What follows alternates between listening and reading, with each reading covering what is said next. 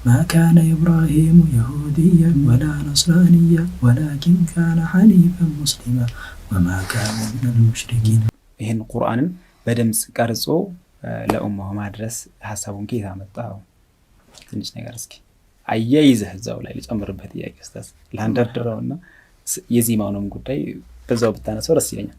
ሐሳቡን እኔ ሳልሆን ያመጣሁት ሐሳቡ ነው እኔ ያመጣኝ። ኦኬ እንዴት ነው ይሄ አገረኛ ቀራር ወይም ደግሞ የሐበሾች የሚያዜሙበት ዜማ ነው። አጠቃላይ ምን ላይ ይጠቀሙታል?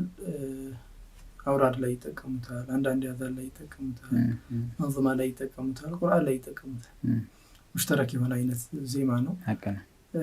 ሙሉ በሙሉ ያንን እንኳን ባይገልጽ ራኢሐው እሱ ነው አስሉ። ከዛ በኋላ እኔ በራሴ ያበላሽሁት ነገር ሊኖረኝ ይችላል። ጨማመርኩት በሚል ይስተካከል። አስሉ እሱ ነው።